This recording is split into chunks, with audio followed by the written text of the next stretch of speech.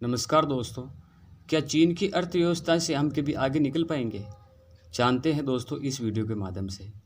Video अच्छा लगे तो दोस्तों लाइक करें और नए हैं तो हमारे चैनल को सब्सक्राइब करें। समय बर्बाद न करते हुए इस वीडियो को स्टार्ट करते हैं। जिन्हें चीन की अर्थव्यवस्था की थोड़ी भी जानकारी है, इस सवाल को असंभव बताकर खारिज कर देते हैं कि भारत के बाजार में चीन से निर्यात की गई जितनी चीज़ें इतनी हावी है कि चीन की अर्थव्यवस्था से तुलना करने का वो साहस भी नहीं करते।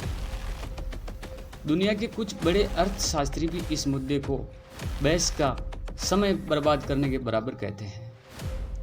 प्रख्यात अमेरिकी अर्थशास्त्री स्टीव हेके जॉन्स हॉपकिंस विश्वविद्यालय के एप्लाइड इकोनॉमिक्स के प्रोफेसर हैं, जिन्होंने अमेरिका के राष्ट्रपति डोनाल्ड रीगन की आर्थिक सलाहकार परिषद में भी काम किया है।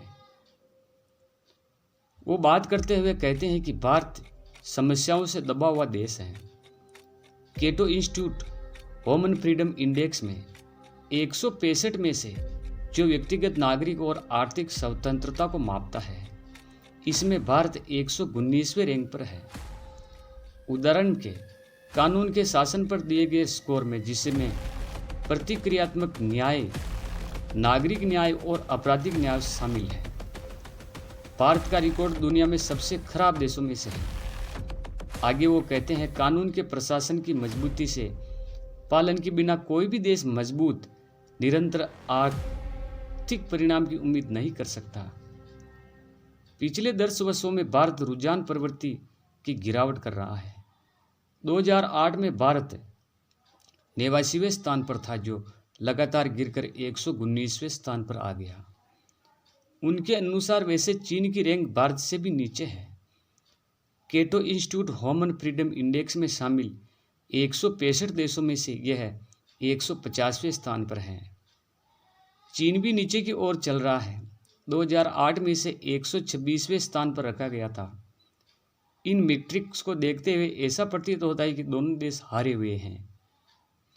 प्रधानमंत्री नरेंद्र मोदी 2047 तक भारत को एक विकसित राष्ट्र बनाने का महत्वाकांक्षी लक्ष्य रखा है, लेकिन ये लक्ष्य भी चीन को चुनौती देने के लिए काफ़ी नहीं होगा। वास्तव में चीन की अर्थव्यवस्था को पार करना एक असंभव लक्ष्य की तरह दिखता है। जरा गौर कीजिए, वर्ल्ड बैंक के अनुसार 2021 में भारत की जीडीपी 3.1 ट्रिलियन डॉलर थी और चीन की 17.7 ट्रिलियन डॉलर की है। अगर चीनी अर्थव्यवस्था को यही रोक दिया जाए और भारतीय अर्थव्यवस्था को 7.7% की दर से बढ़ती रही, तो इसकी अर्थव्यवस्था 20 ट्रिलियन डॉलर की होगी। यानी आज की चीनी अर्थव्यवस्था को पार करने में भारत को 25 साल लगेंगे। प्रधानमंत्री की आर्थिक सलाहकार परिषद EACPEM अध्यक्ष विवेक देबरॉय ने 30 अगस्त को कहा था कि भारतीय अर्थव्यवस्था का आकार 2047 तक 20 ट्रिलियन डॉलर तक पहुंच जाएगा, बशर्ते अगले 25 वर्षों में वार्षिक औसत वृद्धि दर 7.7% हो जाएगी।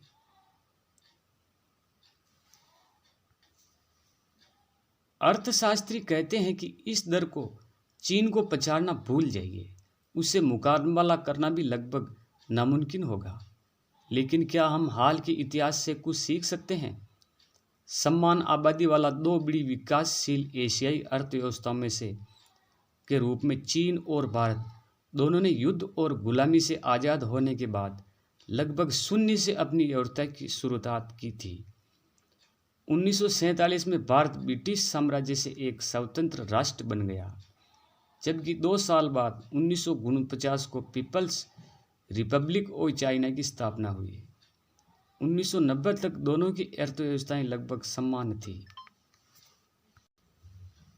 1990 तक दोनों की अर्थव्यवस्थाएं लगभग समान थी, तो एक बार फिर से ऐसा क्यों नहीं हो सकता?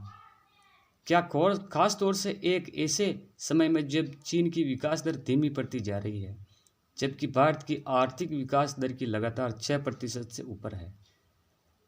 IBMF ने कहा है कि भारत की अर्थव्यवस्था बड़ी अर्थव्यवस्थाओं में से तेजी से बढ़ती रहेगी। भारत और पश्चिम में कई आशावादी दावा करते हैं कि अगर भारत सही कदम उठाता रहा तो लंबी अवधि में भारत अगला चीन हो सकता है। तो दोस्तों, हमारा ये वीडियो आपको अच्छा लगे तो इसे लाइक करें। तब तक के लिए धन्यवाद।